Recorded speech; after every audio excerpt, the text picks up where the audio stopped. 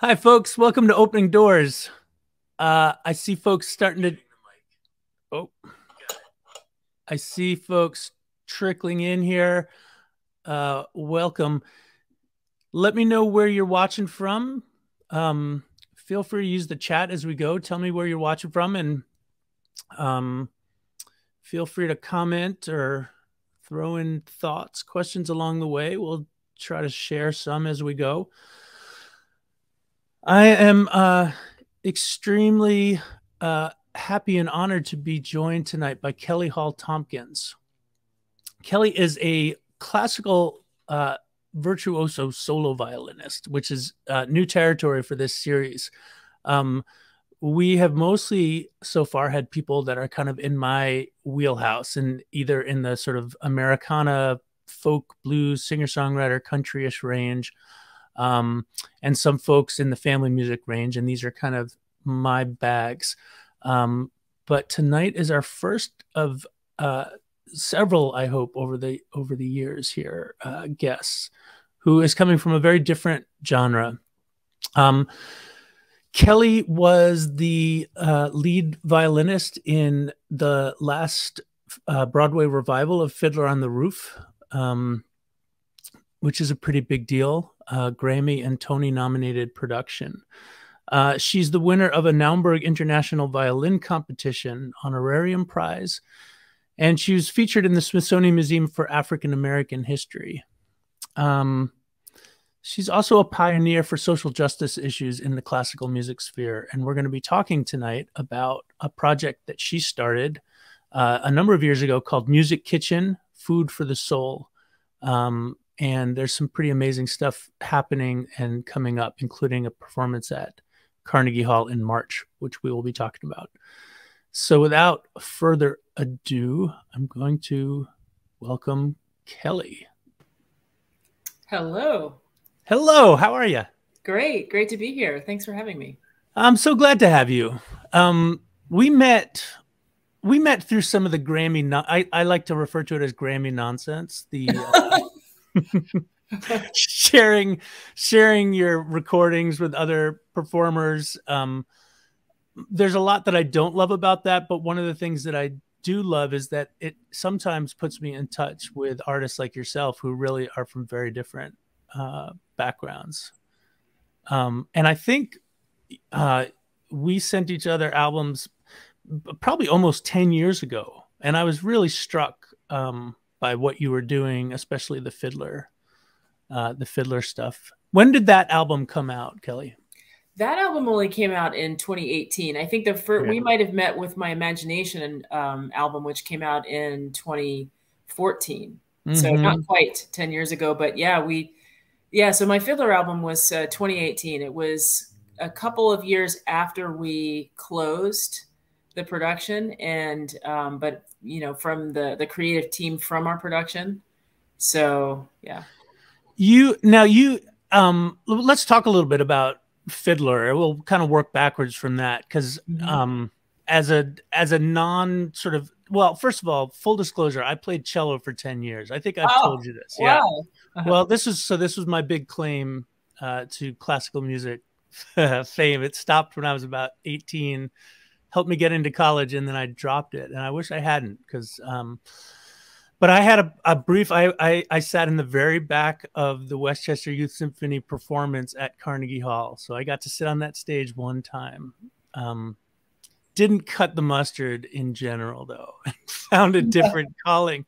But Fiddler speaks to me so much. My mother's Jewish. I come from a very culturally Jewish family in New York. And, Fiddler, that's some biblical epic kind of stuff. What's your relationship with the show? When did you first discover it? And tell me about the audition process and all that. Well, I was invited to be the soloist for Fiddler. And I actually, believe it or not, everybody was Tevye in high school, except for me. I did not actually discover the show until I was invited to be on Broadway. And I remember my mom and I set out to watch the 1971 film, the one starring Chaim Topol. And we both absolutely fell in love with the whole story and of course, Chaim Topol was amazing. And I didn't see how it would be possible for any production to exceed that wonderful, wonderful film with the orchestrations by John Williams. And yet, you know, my experience on Broadway, discovering it in real time and place, was incredible. Our production and our company was incredible. Danny Burstein as Tevye was incredible. Jessica Hecht as Golda. And so I had discovered it there through, you know, on screen, but then I discovered it viscerally in real time while bringing it to life in our production, our Bartlett Shear production. And it just was one of the most amazing personal and professional experiences of my life. And your performance, I'm going to throw up our background here, which I forgot to put up before. Your performance is amazing in it. Now you weren't on stage though. You were off stage fiddling, and then there was the role of the fiddler was miming to your fiddling. Is that right? Exactly. We had, our Fiddler production had the most athletic person playing the fiddler of most productions. He was a dancer that was flown 72 feet above the stage. And even the other dancers in the production could not all sub for him. There was only one or two of them that could do the flying. So it was a very specialized role. And Broadway scores for Fiddler on the Roof don't actually include a lot of violin solos, but because of my background as a classical soloist, they wrote new solos into the production for me, and then the director, Bartlett Shear, restaged the fiddler's role more and more to complement, you know, what I was playing. And so I took on the role unofficially of helping Jesse Kowarski to look more like he was playing in his choreography. And now I've taken that. Now I've been invited to do that in a more official capacity for the touring company, the touring version of our production. So I've done that now three years in a row. And I just completed that for the tour that's about to start. Wow. So you've really become part of the history of this show now. And it's a big deal, this show. I'm really curious. You grew up in South Carolina. Mm-hmm. When you discovered the show late, and you were saying you were watching it with your mom, besides the music of it, how did the story speak to you? You know, it's an interesting kind of cultural cross stream, right? I mean, awesome. This is a story about minorities in you know, an oppressed minority in Russia. I'm curious how, when you first experienced the film and the musical, how it spoke to you. Well, really, it's a story that's a crossroads of many issues. I mean, it speaks to women's empowerment, the three daughters, and deciding, having agency and having the right to determine the destiny of their own lives. And then also, of course, the being ostracized and put in danger as a marginalized community in a larger culture in Russia. And yeah, that spoke to me immediately. And the pogrom scene is, even on Broadway, we played the show almost nearly 500 times. And I never stopped being absolutely stricken by watching the pogrom. And I always made myself, you know, stand to watch, as, you know, more than I was already on a perch where I was elevated so that I could see the stage and interact more. But for that, I always stood in some kind of, I don't know what it was, a reverence, and also a needing to fully absorb the magnitude of what was happening on stage every single time, because I had a solo right after that I wanted to embody the tragic scene that we just had witnessed. It resonated with me on many levels. I actually had already self-published the Holocaust memoir of a dear friend of mine, a neighbor nearby here in New York. And that's something that I was involved with on his behalf for years. And I still shepherd that project, even though he's no longer with us. I worked on it, you know, actively for over 10 years. And, even my husband said when I started Fiddler, he's like, isn't it ironic? Don't you think there's a little bit of Alfred in all of this? And I absolutely did. I mean, it just was an incredible synergy and irony to be working on that project.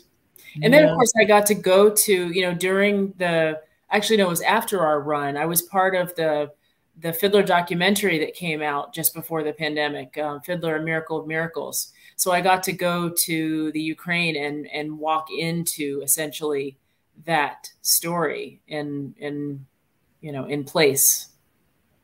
Which I still have not seen. It's actually before I had you lined up to be on this. It was on my movie to watch list, and I want to share. It's on Amazon.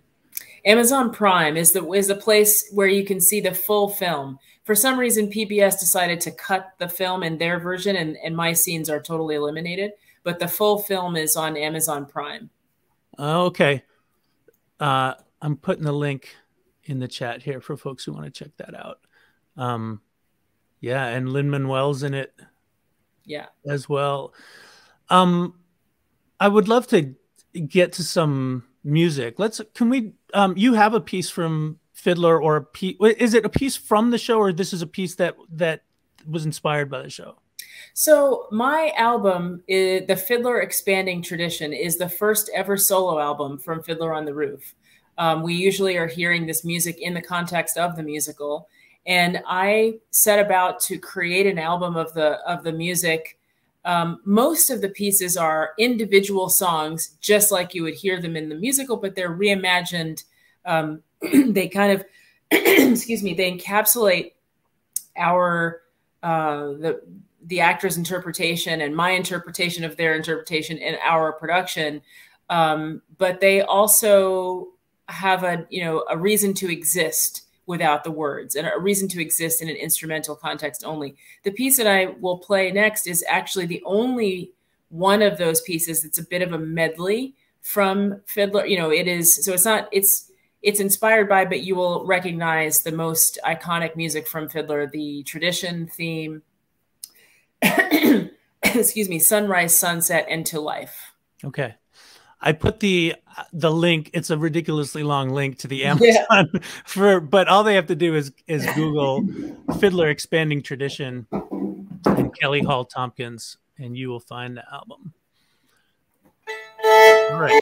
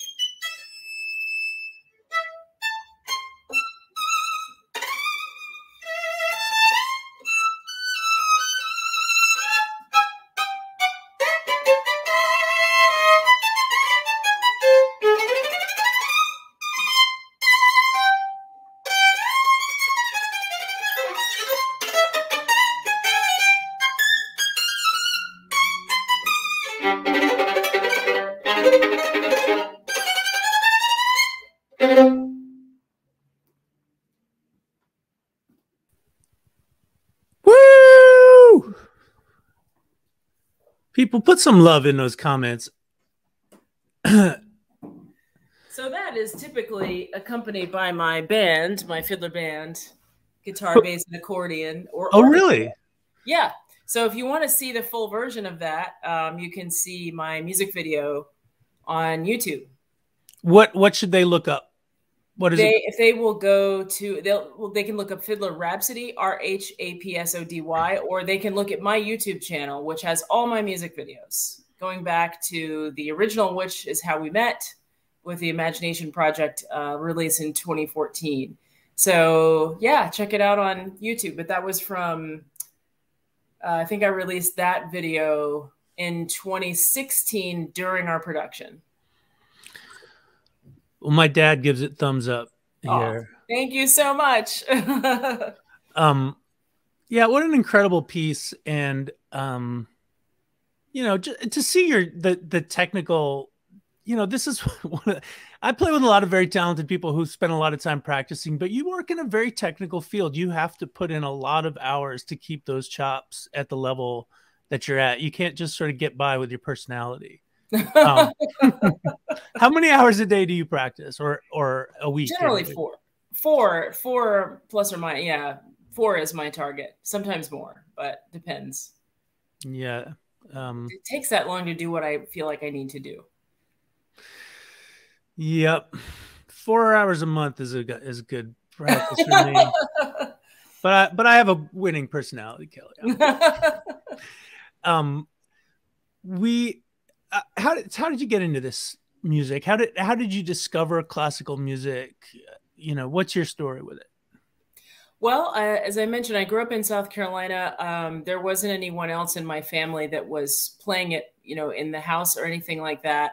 But I did grow up Lutheran, and in the Lutheran church, there's a lot of music by Bach, a lot of Baroque music in general, and I think that was sort of going into the mix. And then on Saturdays, I had Warner Brothers cartoons where there were a lot of not only standard works of classical music, but also just really dynamic original works written for Warner Brothers. And I just was kind of enthralled with the timbres and the orchestration and the marriage of music and movement, you know, with the animation. And then I think all of that was sort of percolating around, so that when one day my elementary school class took a trip to hear the Greenville Symphony, I was hanging over the balcony and I was totally transfixed. And in fact, I think, if I'm not mistaken, I remember that the orchestra was playing a piece that had a big violin solo that's very iconic.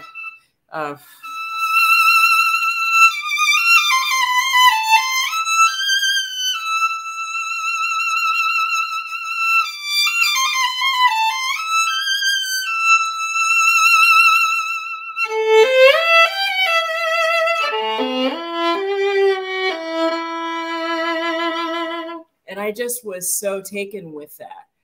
That is Scheherazade by Rimsky-Korsakov. And I just, the violin sound really spoke to me above anything else. And so after that, our elementary school had a visit from a string quartet. And that was, at that point, I was done. I said, that's what I want to do.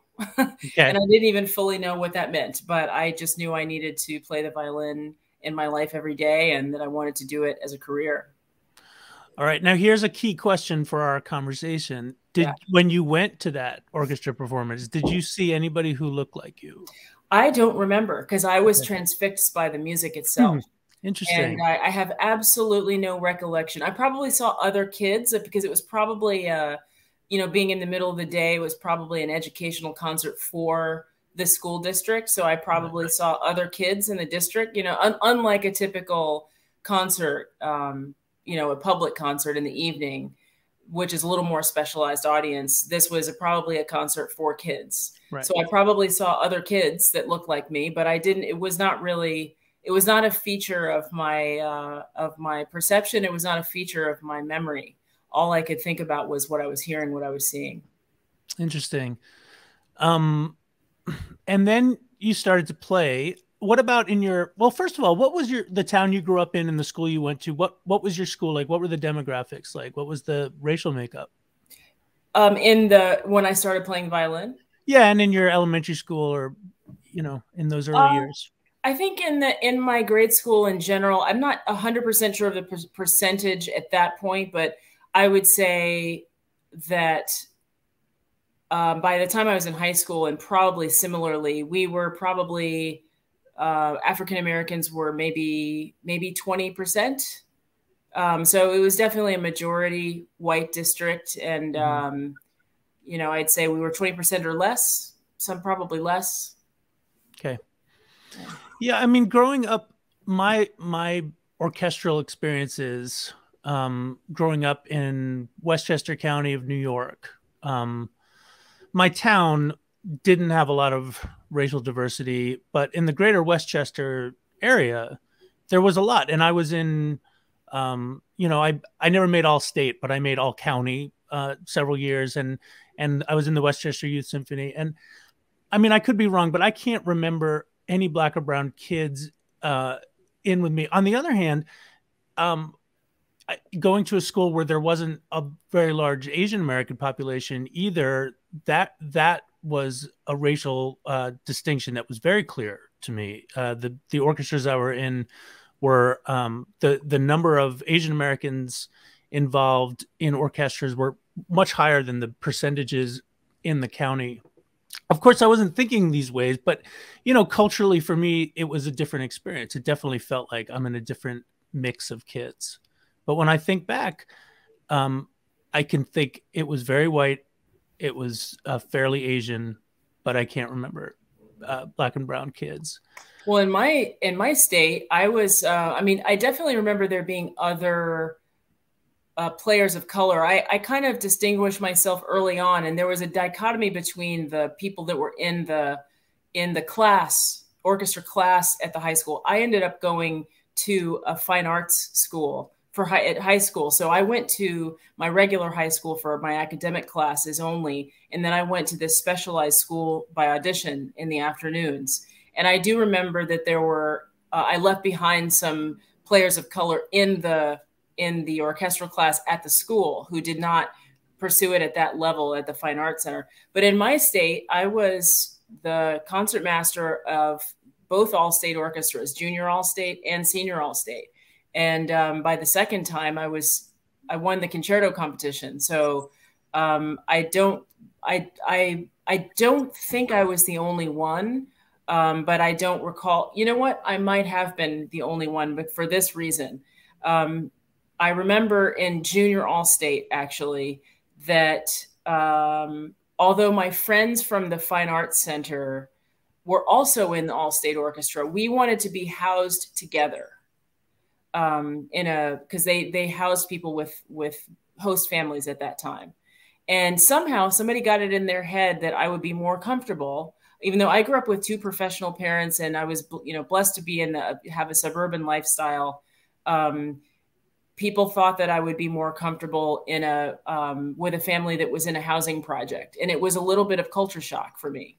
It wasn't something, I definitely relate to people of all income strata, and that's really not the issue. But I think they wanted to take me out of the familiarity of my own cohort and put me into one that they thought was appropriate. And that was a little bit of a jarring experience. So for that reason, I suspect that I might have been the only one because I don't remember anybody else having that experience. Yeah. But by the time we got to senior all-state orchestra, I don't have any recollection, actually. I mean, that in and of itself is interesting that you don't have a recollection. It seems you were very focused on the music. It clearly spoke to you. Yeah. I mean, I was acutely aware of, I became more and more aware of the culture surrounding classical music and how it can be constructed to exclude. I started to become more aware of that as I became the youngest member of the professional orchestra that had inspired me to play in the first place. I auditioned and became a member of that orchestra in high school. And at the concerts, I loved those concerts. I loved the music so much. I I was so glad that that was my job as a teenager, to play in an orchestra. I was so proud to do that.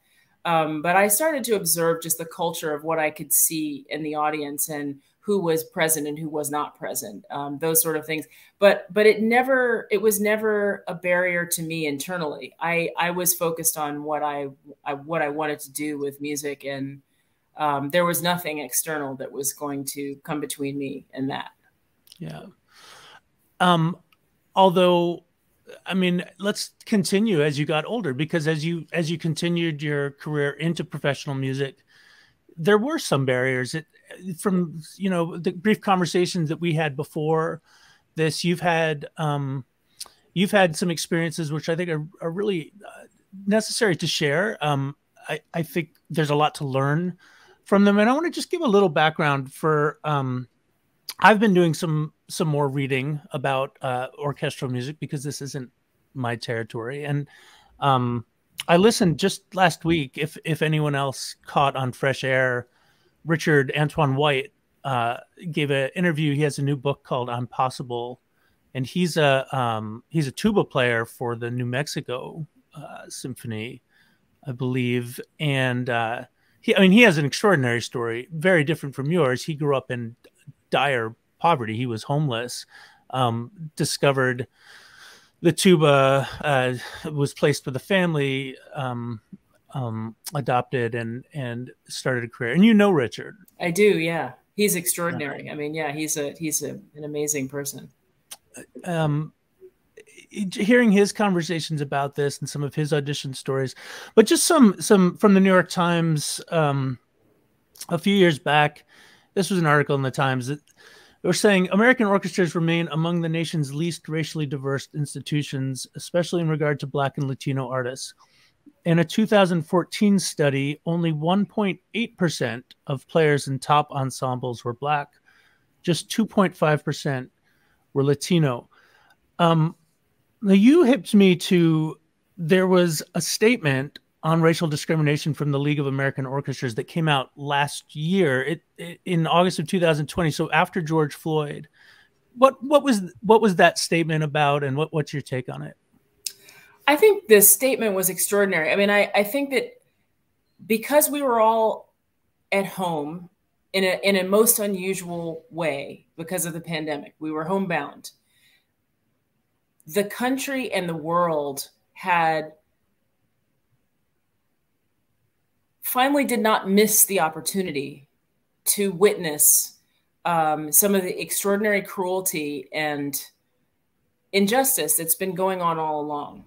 And so I think that most of the field, as with the world, responded to that that obvious injustice that we had all witnessed, you know, for 9 minutes and 29 seconds. And then all of the other, you know, that's unfortunately but one example, what happened to poor Mr. George Floyd. But I think that one of the most shining examples of statements that came out of all of the organizational responses to that was the League of American Orchestras. And I thought it was a very strong, admission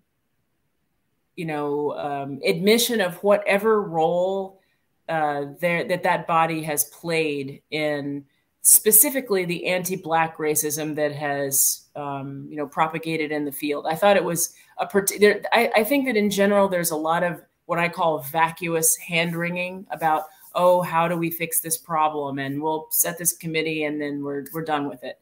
But I did get the sense, I was very taken with the League statement, which just said that, you know, we take responsibility for the lack of representation in all of its forms, you know, from our, you know, the way that our partner orchestras behave, to programming, to the audition process, to, just all of the various ways that our influence in the field has allowed us to get to this point.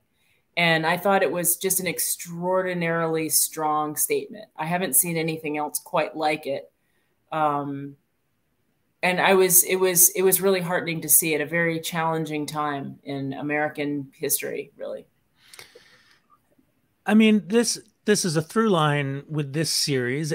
You know, every genre I think is going through its own reckoning, and this is happening across American society. And you know, it's it's always going to be too late. But it's heartening to see that these conversations are happening. It feels to me like conversations are happening in a different way, but they're happening in, you know, each genre, each organization, each segment of American society is the starting place is very different. You know, classical music, as an outsider, what I think of, you know, what I do is sort of often considered sort of low culture in America, and orchestral music is high culture. You know, there's a sort of formality about it. At least up here in the North, I associate it a lot with sort of liberalism. Although, you know, and that's another through line here is where do white liberals fall down when it comes to solving these problems? One of the, but you know, but I think there's probably a lot that I don't know about the conservatism of segments of classical music.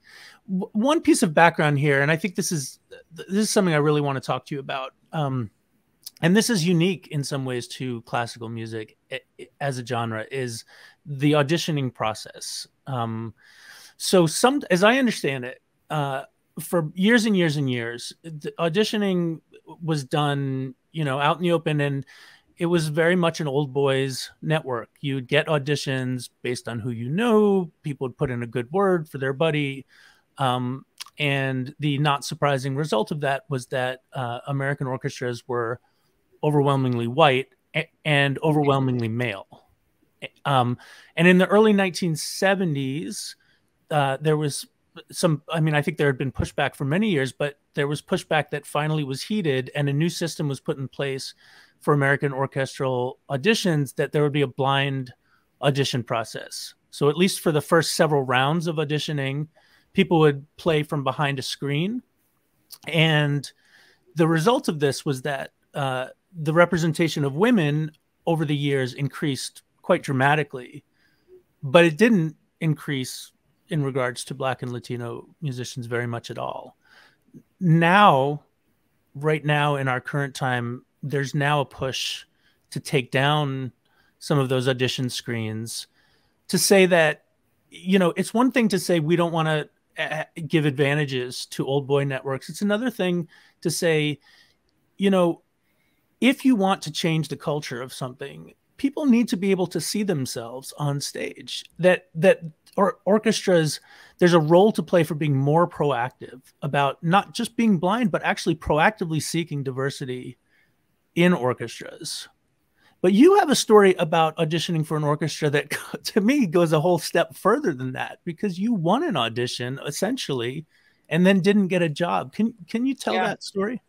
Well, I will. I want to say one thing about that discussion that is moving away from the screen, and that is for a few reasons. For the reason that you already mentioned, and also because that screen process has pushed American orchestras towards a soulless perfectionism that doesn't actually express artistry in the same way anymore. And I think that there is a push to sort of, you know, break down the building blocks of just sort of searching for the best typist on that day, you know, that can type in all of the letters, all the keys without making a mistake. But yeah, there was, and I know something about this process and this whole discussion because I started my career in orchestras. I left an orchestra to pursue a career as soloist, and that's what I do now. So I have a different relationship to orchestras. But early in my career, I was a master's student at the Manhattan School of Music in their orchestral studies program. And I studied with a concertmaster of the New York Philharmonic, and I was a runner-up at the New York Philharmonic at one point. But a few years later, when I was just out of school, I did another major orchestra audition. And that particular orchestra had a screen process for all three rounds: the preliminaries, the second round and the final round. And that orchestra also has an objective numbering system whereby the scores that are simply tabulated, and above this threshold, whatever the threshold of the number, a person wins the audition, and below that threshold, they do not. And I definitely remember when you start that process, you're in a room full of lots and lots of people. And I remember feeling like the personnel manager looked straight through me as he was addressing the group. I think, in the ways that human beings kind of, unconsciously focus on the people that they think will be significant in a given situation. But as the elimination rounds progressed, I kept being there. I was still standing in this audition process until finally after the finals, I was declared above the winning threshold. There were 3 of us, and 2 of us were above the winning threshold. Therefore, we won the audition, and 1 person was just below that threshold. And it was explained to me that the music director had 6 weeks to decide whether or not to hire us. And it was presented as a formality. It wasn't really any. For one position or for? It was for 3 positions, actually. Oh. Yeah. And there were 3 there were 2 previously advertised positions, but when we got to the audition, they said that there was actually a 3rd. And so after that process, I'm looking at real estate, thinking I'm going to be making a move. And, sorry, I said 30 days. 30 days the music director has, but it was actually 6 weeks later that they called me and said, and I quote, "I'm sorry, but the music director is not interested in hiring you." And that was after, a grueling and not to mention expensive process of flying to an audition, preparing and actually clearing the bar and doing the, what is required and actually passing this objective threshold. And what made it even more stunning is that I found out later that the person who did not cross the winning threshold was hired along with the other person who did. I mean, it's an amazing story, Kelly. I mean, when you look at the state of affairs with the audition process, you can see how orchestras would say, the reason we don't have diversity is that we have these thresholds and we have blind auditions.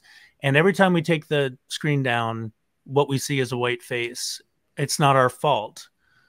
And that's, which is very debatable, how much is your fault. And there's a lot of nuance there. And you mentioned that the technicality, the New York Times article that I read too was saying that in the last 30, 40 years, the top level of talent has increased dramatically, so that what you end up with is sort of a group of musicians at the top tier, and the differences between them on any given day it's minutia. That you sort of you have tens of people maybe, or you may have several people applying for a job, all of whom can fill that slot very admirably. So picking one person already seems like you're splitting hairs. It seems sort of random.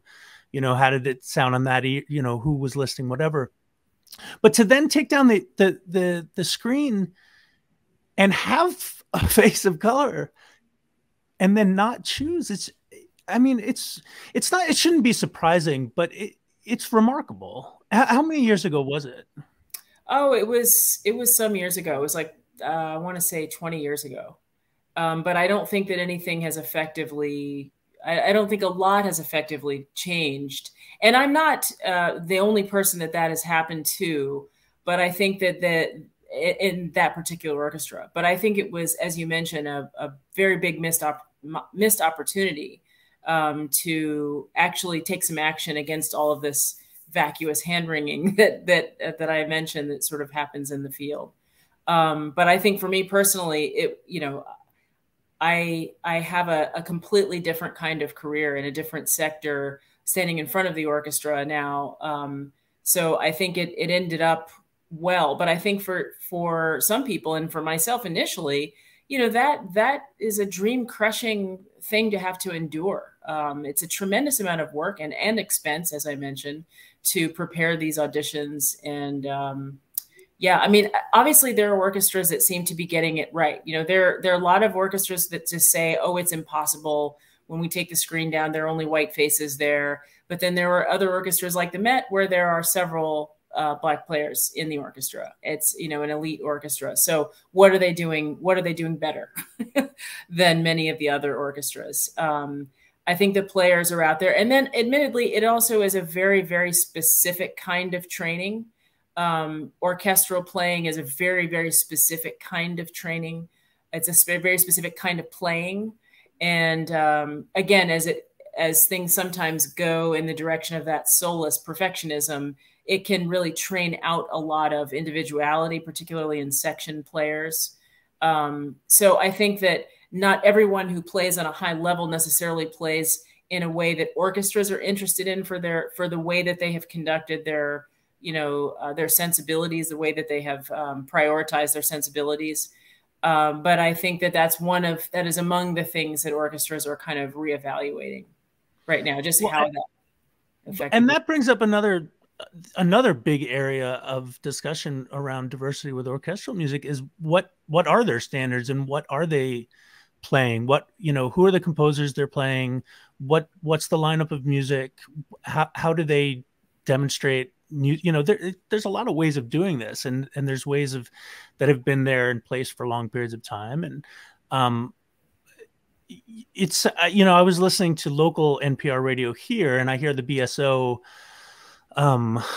is, like I imagine many orchestras across the country, is grappling with this issue too of how can we change some of our material? How do you create a balance where you want to keep the folks who keep wanting to hear Mozart, you know, pleased, but also bring in new audiences? And that's one of the things that strikes me about this is that the idea of bringing diversity into an orchestra, or having an opportunity to hire somebody like yourself who's jumped over all the hurdles. It seems, you know, there's a moral issue, an equitable issue, but there's also a self-survival issue. I mean, American orchestras, my understanding is that for the most part, with maybe the exception of the top few, many of these orchestras are really struggling in America to keep patrons, to bring in new patrons, to kind of keep themselves alive. And I mean, I can't think of anything that helps them stay more relevant than helping change what their lineup looks like, what kind of music they're presenting. Yeah, I think it's ironic that that's another thing that the field has been grappling with. You know, the phrase that audiences are dying, I mean, or that audiences are dwindling, I should say. And I've been hearing that since I was in high school. And I don't think that, I think the audiences are the same, you know, as they have always been. And if you look to the same places, the audiences will be the same. But the irony is that they don't look to new places for the audience. And we'll talk a little bit, I guess, a little bit later about my organization that does do that. But I have to say that I love what has been heretofore defined as the canon, the classical canon. I love that music. That is the music. That's the siren call to me. I love Mozart. But I also realize that Saint-Georges has been skipped over in history. One of the most stunning historical examples of raw talent and genius that has sort of been, you know, skipped over wrongly. I think that is also true. But I adore Brahms. I adore Beethoven. I mean, I love what has been called the canon. I just think what the new thinking is just that the canon should be a little more inclusive. You know, why is it that so many orchestras don't program, you know, works by women? You know, I hate to say the word female composers because it's just composers who are female. Why is it so hard to find? And when that does happen, it's a special event. It's kind of, you know, highlighted in a way like, look, we have a woman composer, you know, rather than here's our program. So I don't know. I think some of those things are really hard to break out of the traditions that have been the way they've been established. And there's another really interesting story of something I experienced. And when I was doing the Naumburg International Violin Competition, I was also on tour in Asia. I mean, I was just before the competition, I was going on tour as concertmaster of the Orpheus Chamber Orchestra. And so there was a whole lot going on. I had these enormous programs to learn for the competition. And on that program, I included a work by, on one of those 3 recital programs and 3 concertos, I included a work by George Walker, a very august and celebrated African-American composer who I am proud to say became a friend for the latter years of his life, but unfortunately is no longer with us. But the day that I met him, I had wanted to play some of the stuff that I was preparing for the competition for him. But as I mentioned, it was such a busy time that the best that I could do was to take him to lunch, because I thought, here is this Pulitzer Prize winning composer just across the river in New Jersey, and I need to know this man. And so when I reached out and invited him to lunch, thank goodness he actually accepted. And we had a lovely conversation at the lunch, which I don't recall the details of, but I will never forget the conversation we had as we were going to my car. And he started asking me a list. Do you know this concerto? And I said, no. Do you know that concerto? No. Do you know this, that? Like, no, no, no, no, no. And it turns out he was listing concertos by composers of color. And he looked at me, and I didn't know a single one of them at that time. And he looked at me and he said, I'm sorry, but your education is incomplete. And I was completely offended. And I was like, I went to the Eastman School of Music. You went to the Eastman School of Music. What are you talking about? You know?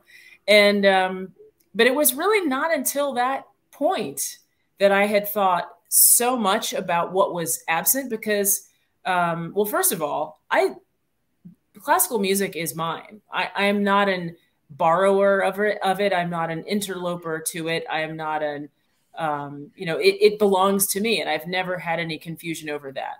But in terms of there being composers represented in the curriculum that I was presented and studied, there wasn't any of that. And I didn't even think to question it until that moment. And that was a kind of catalyst moment for me in my life and in my thinking about it. Now I'm, you know, among all of the pieces that I'm a champion of, I'm also a champion of works by composers of color. And, but and I think that it's not, that story is not to point a finger at the Eastman School of Music, which is, I think, you know, the backbone of my education, and it's an incredibly wonderful institution. I think that all conservatories up until this grand reckoning that we're now in the midst of, or past, I'm not sure. It seems sort of like we're in the denouement of the grand reckoning. All of the conservatories and all of the orchestras are just beginning to think, how can we expand our concept of what the canon is, or how do we be more inclusive?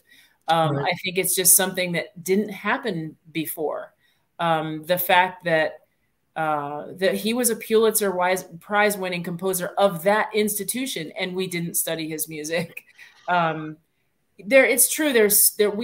You know, in the classical field, also in the folk and roots field, we're talking about music that's hundreds of years old. We have so much of it. We have such a vast array. And it's true that there are pieces that we just will never have time to cover. But I think what we are talking about is not, you know, not doing a sort of a charity coverage of certain composers, but rather those who were really pivotal in how the music evolved and why the music became what it did. Yeah. Interesting. Yeah. So he was obviously contemporary. He's older than you, but contemporary. Were the other composers he was talking about, were they all 20th century composers? They were not necessarily, but the irony is that at that time, he was so blowing my mind that I can't even remember the name of the composers he mentioned. I think one of them might have been Cordero, Latin American, I think. But anyway, it was so mind blowing at the time that it was this list of, he might as well have been speaking Greek. And I have, you know, I speak several languages, but Greek is not one of them. So I mean, yeah, it's fascinating stuff. I want to get back to having you play a little music, and we absolutely have to talk about Music Kitchen, soul, music for the soul, uh, food for the soul, the work that you're doing in that space. I want to give people a chance to learn about that. I could keep talking. I mean, I find it fascinating. Classical music almost definitionally seems like inherently, it feels like there are problems in a genre that even the name classical sort of requires looking backwards. And I wonder, like, when people are, what are contemporary composers in this space called? Is it called contemporary? Go ahead. Well, I think there is a kind of an overlap of terminology that makes it confusing. There are a lot of people who disagree what we should call the music, but I think that one thing that's important to point out is that there is a classical period, but classical music refers to a kind of more formalized version of some of the folk traditions that occur in music. So we talk also about classical Indian music, because there's something, I don't know, I'm not an expert on Indian music. I love it. But there is some, musicologists will assign some level of complexity and formalization to music that makes that leap. We have all kinds of music that is influenced by folk traditions. Bartók is one of those examples. A lot of the Hungarian composers, Kodály, Zoltán Kodály, they took a lot of the Dvorak even took a lot of the dance music or the rhythmic popular music and put it into a more formalized type of scoring that does not adhere to a dance. It may move in and out of references to that music. So the terminology is a little bit confusing, because when we talk about classical music, we're not just pointing to a period, but we're talking about that. So even contemporary composers are called contemporary composers of classical music. Right. Yeah, and that pulling from folk traditions, see, that to me is the really cool thing that happens. If Beethoven did it, the Ninth Symphony, and here in our country we had Aaron Copland, people who did that here too and made fantastic music.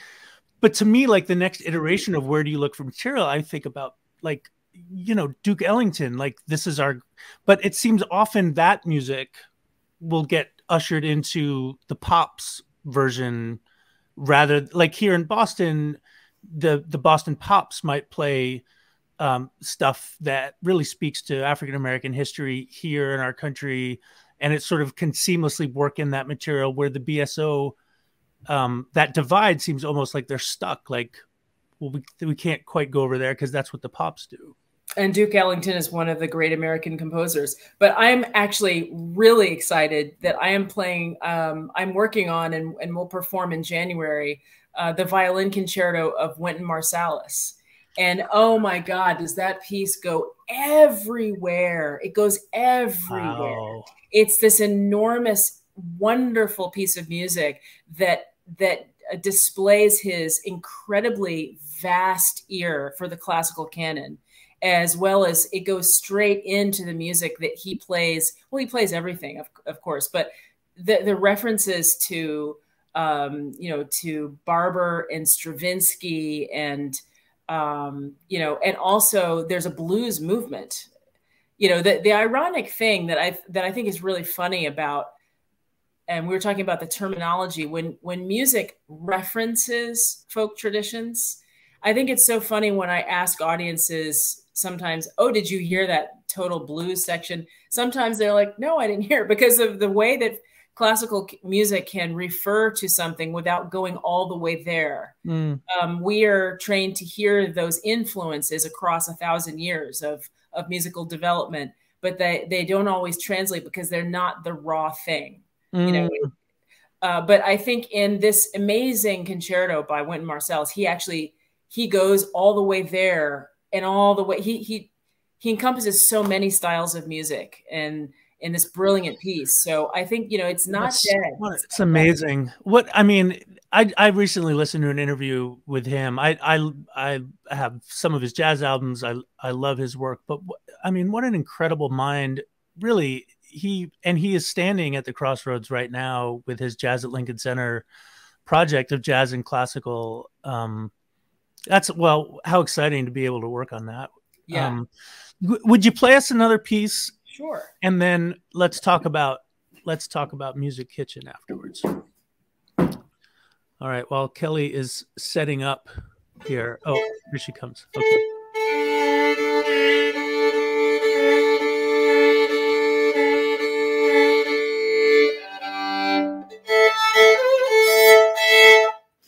So I just wanted to explain briefly what this piece is. This piece was written for me during the pandemic by Ellen Tafe-Zwillik.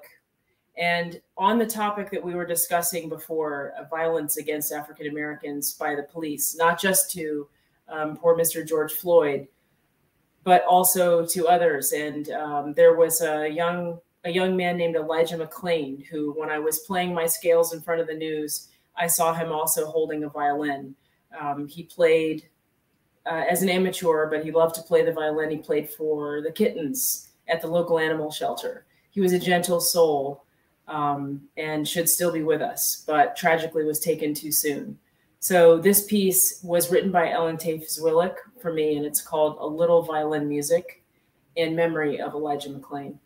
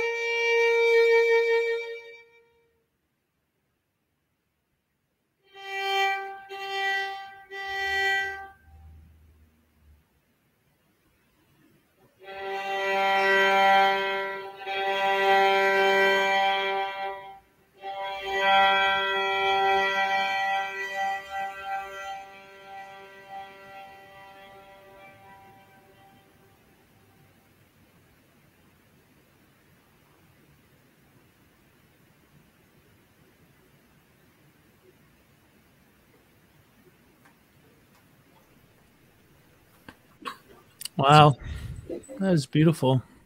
Can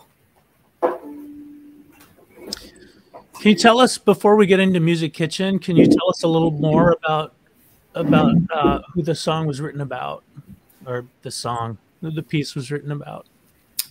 Elijah Mclean. He was a young man in Colorado, I believe. I want to say Aurora, Colorado, and had a fatal encounter with the police one evening. It's all on video. He wasn't really doing anything, but they decided he looked suspicious, and he was given some kind of medication by the police that ultimately stopped his heart. He was really young, too young for that to have been for there to be any doubt as to the cause of his death. And yeah, as I mentioned, as far as I'm aware, he was just this kind, gentle soul, and he loved to play the violin. He played the violin for kittens at the local animal shelter, so they wouldn't be lonely. And it actually occurred a year before what happened to George Floyd, but it was only because of and in the wake of what happened to Mr. George Floyd that we ever had a chance of knowing about Elijah Mclean.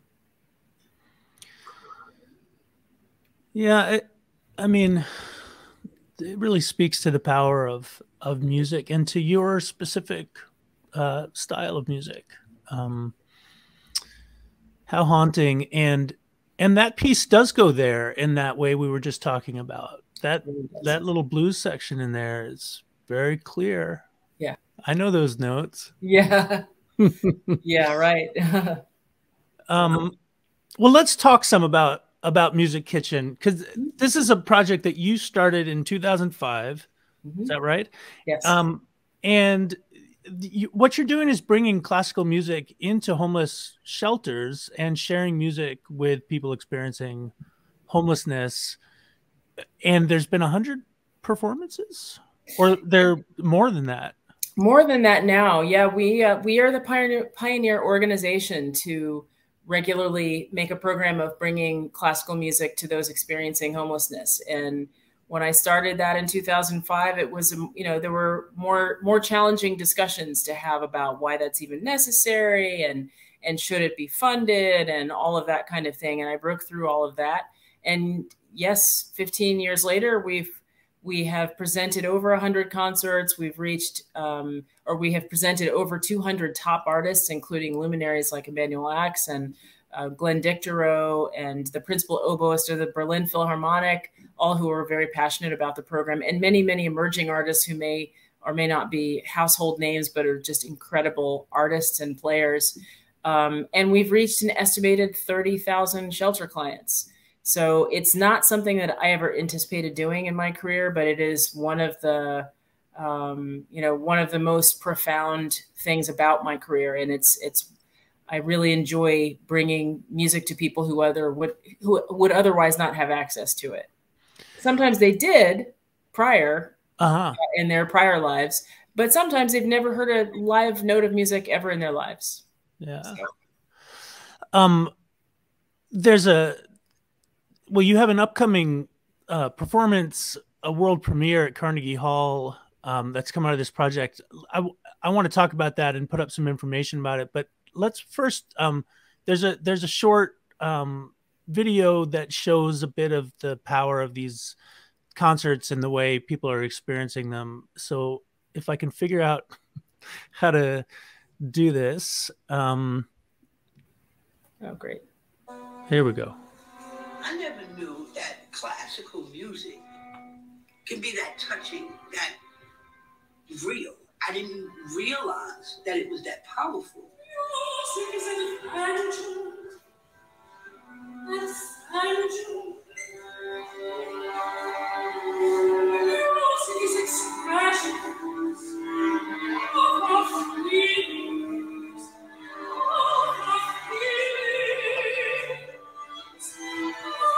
I want to take the voices of marginalized people and cause paradigm shifts in how people think. It felt like a warm embrace. It really felt like the music engulfed me and held me tight. I didn't know music had that power.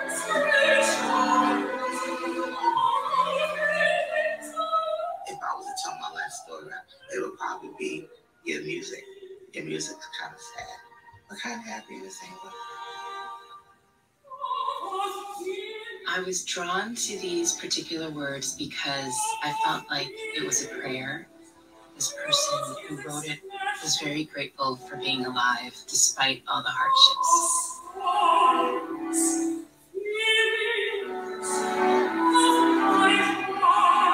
These are the people that bring my music to life. It's always a special occasion when a piece is performed and listened to for the first time.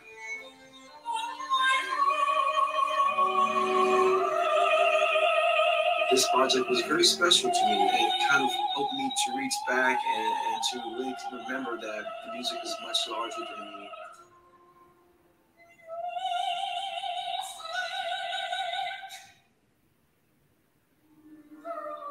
I was like, we got violinists playing. I was like, these aren't just regular violinists. They're like the Supremes.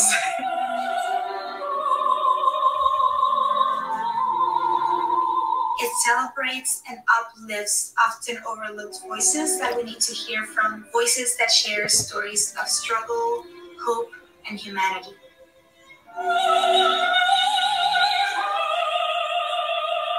How do you get to Carnegie Hall? Have a passionate belief about something and pursue it and never let it go.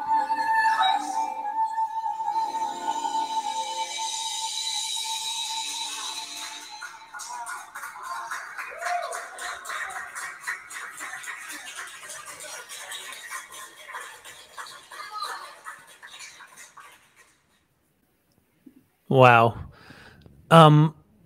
What's a great video, and what strikes me watching that is, I mean, you are accomplishing through this project many of the things that we've been talking about. I mean, you're bringing classical music to new audiences. You're bringing different people performing who look different than we often see on stages. There's a lot more diversity among the performers and composers featured in that short than we often see in orchestras. You're hitting both ends at once with this project. Pretty remarkable. Yeah, and that's this is not a diversity project. This is a project to make forgotten voices heard with the highest level artistry that I could assemble. And I think that's something that you notice. Really, it demonstrates to any of those doubters out there that it can be done, and that you can accomplish both.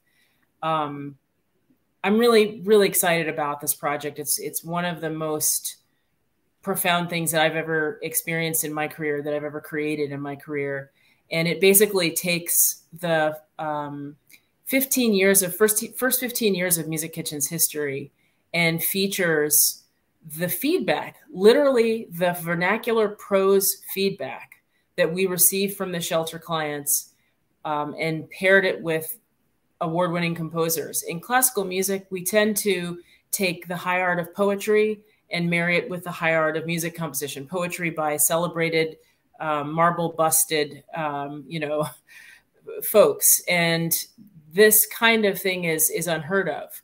Classical music likes to venerate a romanticized version of, the common people, as long as they were hundreds of years ago, but doesn't have a way to relate to people that are finding their way and that are struggling in our midst in our time. And it is my hope that this project will bring to life in a whole new way the people that are around us that are in their most vulnerable place in life. And I think that the pandemic has really torn the veil back as to why such a project is necessary. I think, it has exacerbated inequities and it has revealed inequities. And obviously it's shown to a certain extent the tenuous hold on stability that everyone has, to a certain extent. Not just financial in nature, but also, emotional in nature. Yeah, I mean, you're really demonstrating by example here, and that's often what's required, right? When people say you can't do these things, to show them that you can. It's one thing to say it; it's another thing to do it, and you're doing it.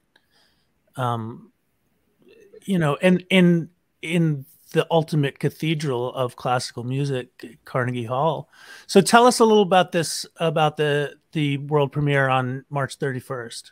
Yeah. So just to tell you the context, my plan with these 15 songs by 15 composers in celebration of Music Kitchen's first 15 years, we decided to roll these pieces out in a way that would prioritize the shelter clients. So starting in January of 2019, we premiered each song individually in a homeless shelter around New York City for the shelter clients before the public. But during that time, I was really excited that when I presented this idea to Carnegie Hall, they loved it.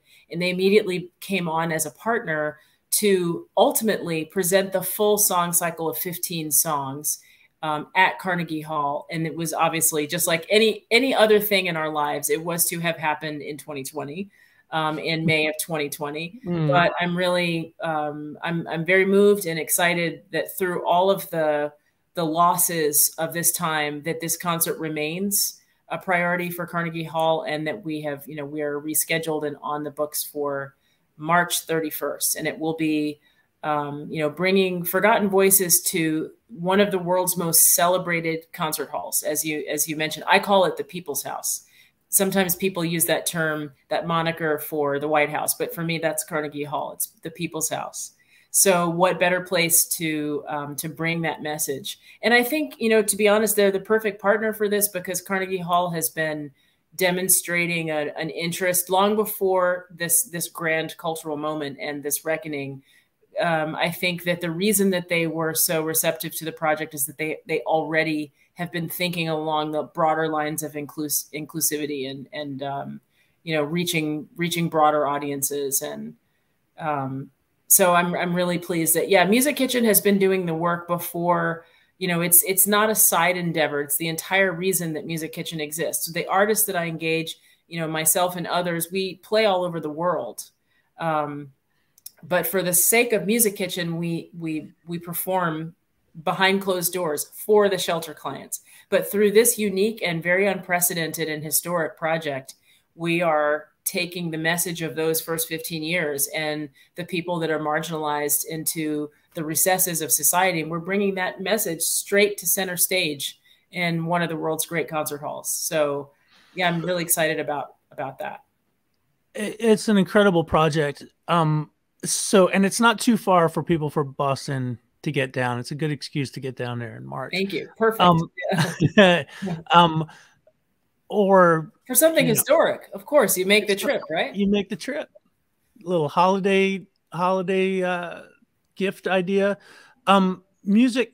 Can you get tickets at Music Kitchen website? No, you get tickets at Carnegie Hall website, carnegiehall.org, and you can search Any three things will get you straight to our, I mean, I can also put the link in the chat if there's a public chat, if you wanted to put that up. But if you want to go to the carnegiehall.org website, you can search Music Kitchen, search Forgotten Voices, or search Kelly Hall-Tompkins, and you will see that concert. I'm going to... Do you want to put that in the chat? I am. Okay. Here it is.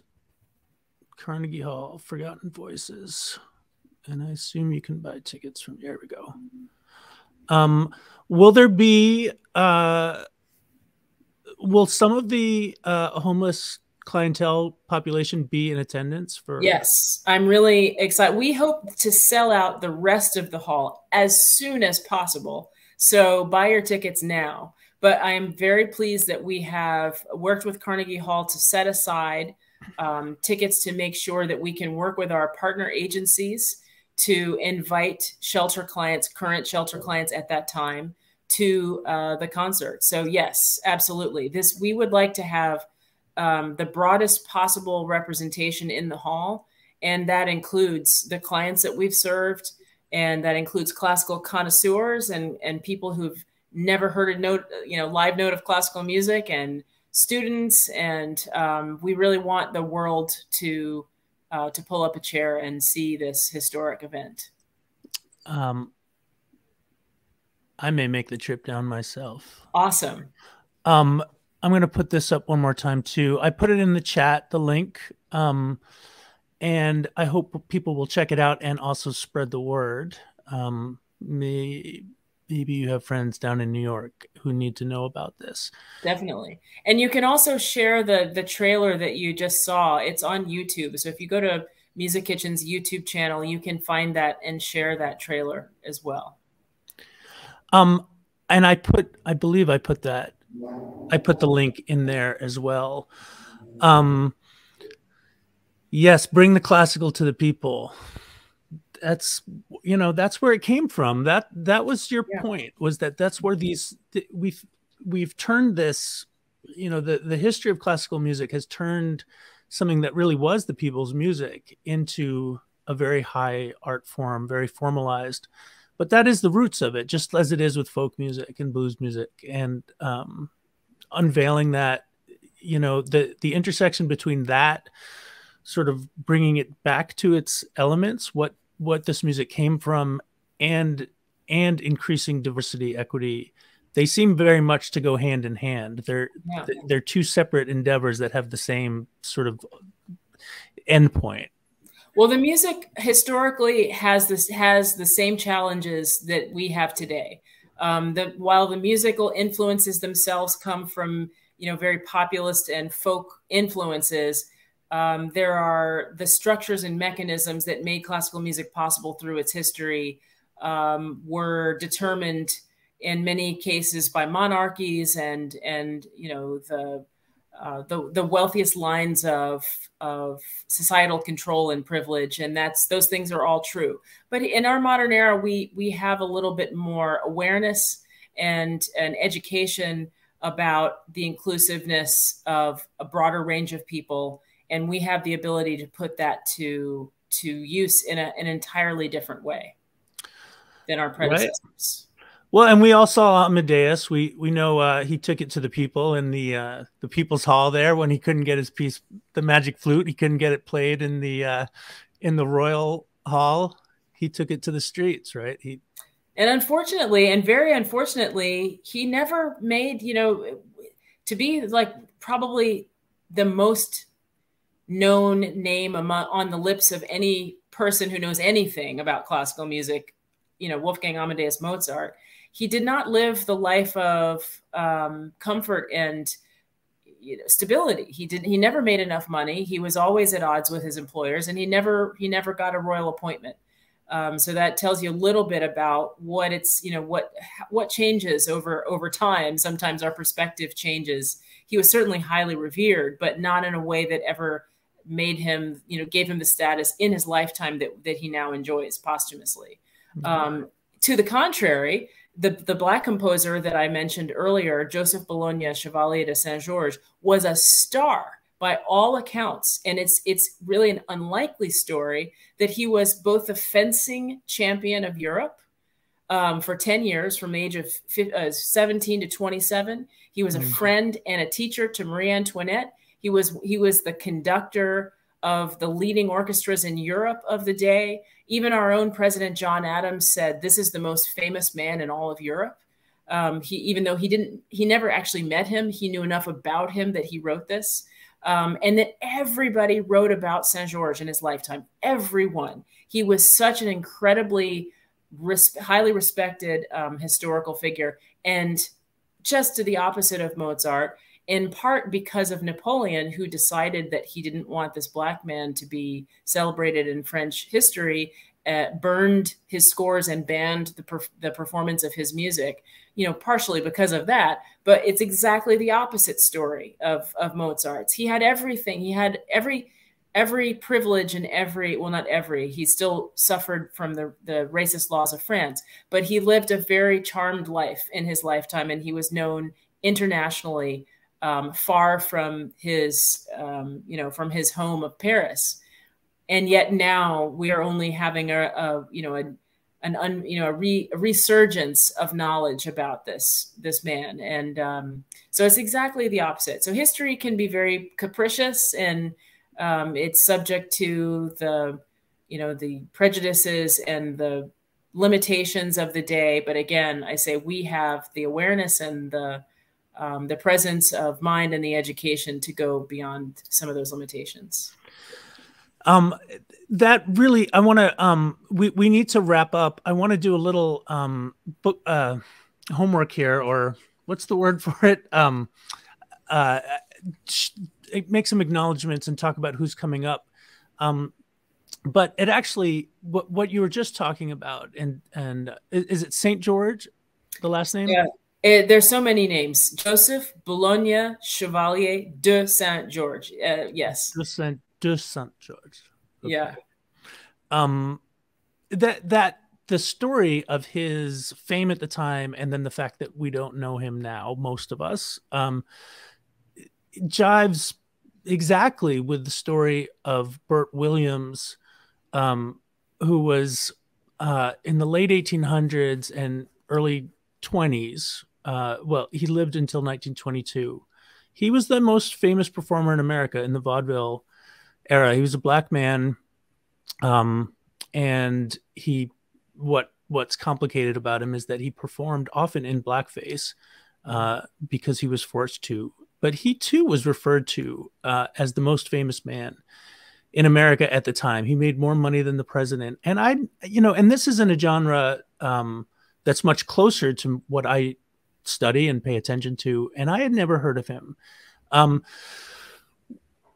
That he will be one of many names that will come up in the next conversation that I have here on Opening Doors. I'm going to be talking with Briar and Joe Siemens. Briar and Joe are part of a project out on the West Coast called the Rhapsody Project, which is actively doing anti-racism work in music education. And I am sitting in right now on a class that Joe is helping to teach that is unveiling some of these stories. It's a program called Face the Music, and it's looking through American folk and blues, Americana history, and looking at some of the trends and some of the people that have been overlooked through time, thinking about acknowledgement, how music was co-opted, and credit and fame were given often to the wrong people, very often white performers playing music that had originated with black performers. So Joe and Briar, besides being great musicians in their own right, have a lot of knowledge to share with us. I'm really excited to have them on, and we'll be talking about that class, the Face the Music class, and that is, I just had it up. That was that's December. So we're going to be skipping over kind of the Thanksgiving time. So there'll be no show in November, but we're going to have early December. And then in January, I will have on Tom Prasada Rao and Leah Morris, two songwriters working in the folk general field, two great songwriters, both of whom are writing a lot of activist and political oriented music. Tom wrote a song called $20 Bill about George Floyd, which is a fantastic song. We'll talk about that. Our friend Mark Orelli, who lives here in Melrose, covered it recently for a show that I did. So I'm looking forward to having them on.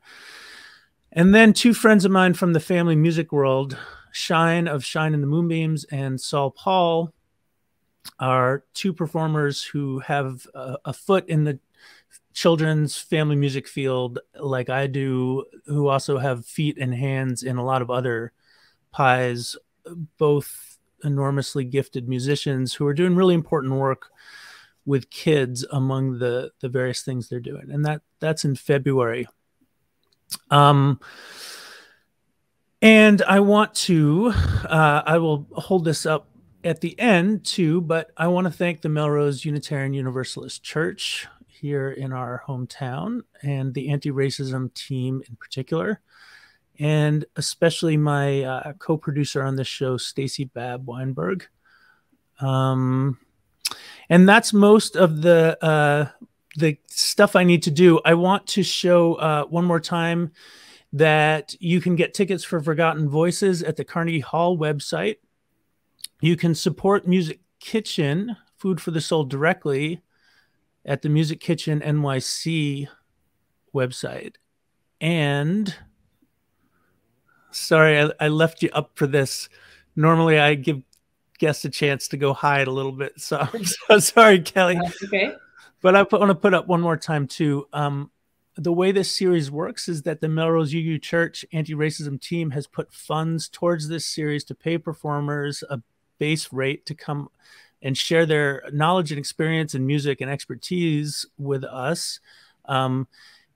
But none of us ever gets paid enough for this. Speaking on behalf of all musicians everywhere, all the time, forever, except the really famous ones whose names you all know. The rest of us are scrambling to make a living. And you can support Kelly and thank her for being here and sharing with us so much information and talent tonight. And she will split half of those donations with Music Kitchen, which supports the work that you've already learned about. Okay, that just about covers all of this. Thank you so much for being here and really giving us some new stuff to chew on tonight for me and my crowd. Oh, thank you so much. I'm glad that it hit the mark, and I really appreciate your interest. And thank you all for attending tonight. Thanks, Kelly. I will see you down the road. Definitely. I'm going to end by putting up our end credit here. And we will close the show out with that. Thanks, everybody, for coming out tonight.